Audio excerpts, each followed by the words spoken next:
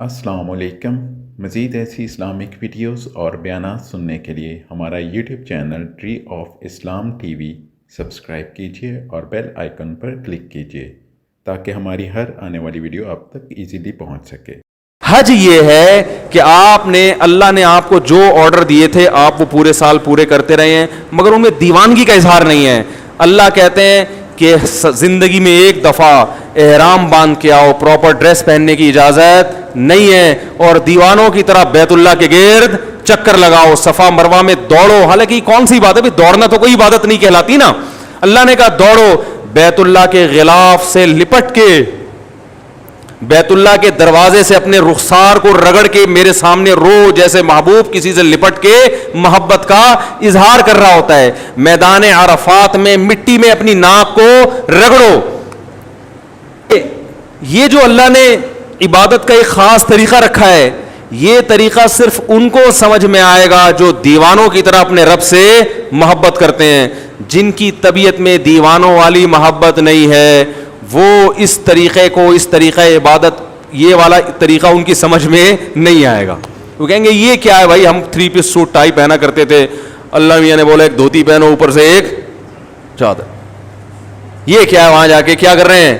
گھوم رہے ہیں، حجر اسود کو چوم رہے ہیں۔ کیا ایک پتھر ہی تو ہے بھائی، اس کو کیوں چوم رہے ہیں؟ بھائی بیت اللہ سے نسبت ہے اس کی، یہ اللہ کا گھر ہے۔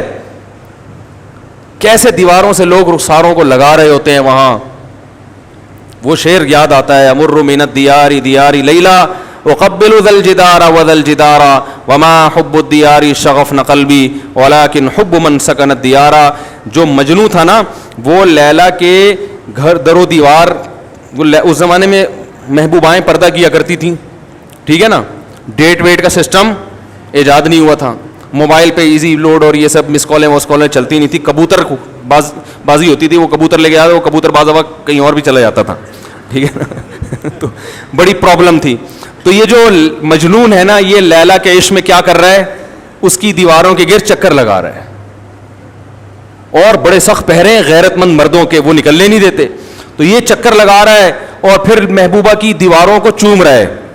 پھر لوگوں سے کہتا ہے کہ بھائی امر من الدیار دیار لیلا اقبل ذا الجدار وذا الجدار، لوگوں میں لیلا کے در و دیوار کے گرد گھومتا ہوں، کبھی اس دیوار کو چومتا ہوں، کبھی اس دیوار کو۔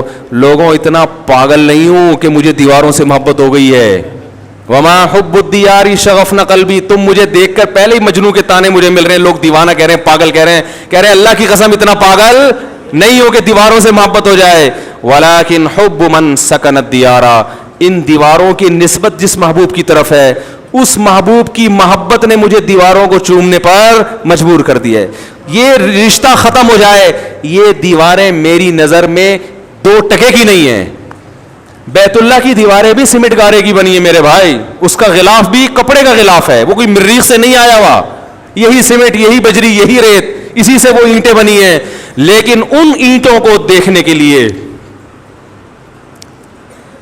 اس غلاف کو چومنے کے لیے، اس غلاف کے گرد طواف کرنے کے لیے ہم 6-6 7-7 لاکھ روپے خرچ کر کے جاتے ہیں، اور لاکھوں کے مجمع میں جہاں پھسلنے کا بھی خطرہ ہو، جان کا بھی خطرہ ہو، اس بیت اللہ کے گرد گھومتے ہیں۔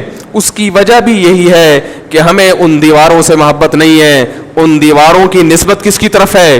خالق کائنات۔ اس نے کہہ دیا کہ یہ کس کا گھر ہے، رہتا بھی نہیں ہے، وہ وہاں پہ رہتا بھی نہیں ہے، بنایا بھی انسانوں نے اس کو، لیکن رب نے کیا کہہ دیا؟ یہ گھر کس کا ہے؟ میرا۔ بس اتنی نسبت ہمارے لیے کافی ہے۔ بیت اللہ سے عشق کرنے کے لیے، بیت اللہ سے محبت کرنے کے لیے ہمارے لیے اتنی دلیل کافی ہے کہ اس بیت اللہ کو، یہ رب نے کیا کہہ دیا اس کے بارے میں کہ کس کا گھر ہے؟ میرا۔ بس اتنا کہہ دیا، اب ہمیں کوئی ڈاکومنٹ نہیں چاہیے، اس کے لیے کوئی ثبوت نہیں چاہیے، مزید کوئی ثبوت نہیں چاہیے۔ یہ نسبت ہمیں مجبور کرتی ہے کہ ہم لاکھوں روپے خرچ کر کے اس گھر کی زیارت کے لیے جاتے ہیں اور اپنا پسینہ وہاں جا کے بہاتے ہیں۔ کتنی ٹینشن میں نے بوڑھوں کو دیکھا ہے، بوڑھے لوگوں کو دیکھا ہے، کتنی ٹینشن۔ یہ تو آج بیت اللہ کی زیارت آسان ہو گئی، جب بیت اللہ کی زیارت آسان نہیں تھی، لوگ جب بیت اللہ پہ پہلی نظر پڑتی تھی بے ہوش ہو جایا کرتے تھے، اٹیک ہوئے لوگوں کو، موت ہوئی ہے لوگوں کی. تو یہ ابراہیم علیہ السلام نے اللہ کا گھر بنایا اور کیا اعلان کیا؟ اللہ اس ایسی زمین پہ گھر بنا رہا ہوں جہاں نہ گھاس کا تنکا اور نہ پانی، لیکن تو اس جگہ کو ایسا بنا دے کہ تہوی الیہ افئدۃ الناس، کہ لوگوں کے دل اس کی طرف لڑکنا شروع کر دیں. کوئی انٹرٹینمنٹ کی جگہ نہیں ہے وہاں پہ. مری میں ہوتا، سوئٹزرلینڈ میں ہوتا تو ہم کہہ سکتے تھے بھائی اصل میں تو سوئٹزرلینڈ ہے، نام بیت اللہ کا لیا جا رہا ہے، دیکھنا کیا چاہتے ہیں مولانا صاحب؟ سوئٹزرلینڈ گھومنا چاہتے.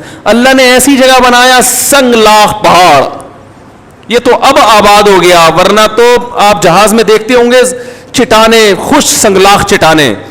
ایسی جگہ بنایا کہ یہاں آنے والا سوائے بیت اللہ کی محبت کے اس کے دل میں اس کے علاوہ اور کوئی جذبہ نہ ہو.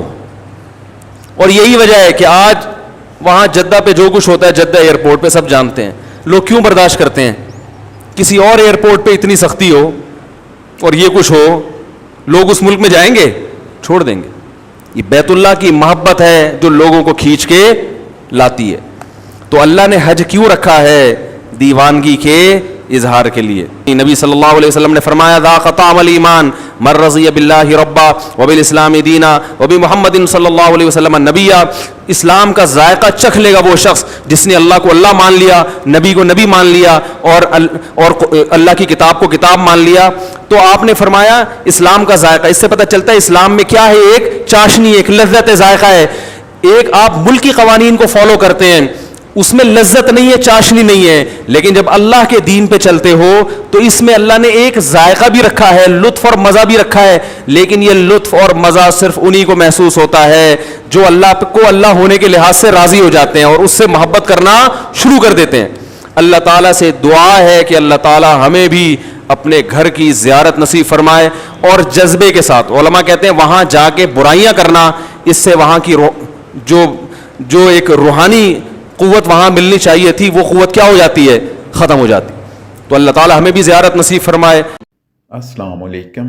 مزید ایسی اسلامک ویڈیوز اور بیانات سننے کے لیے ہمارا YouTube channel tree of Islam T V subscribe کیجیے اور بیل آئیکن پر کلک کیجیے تاکہ ہماری ہر آنے والی ویڈیو آپ تک ایزیلی پہنچ سکے.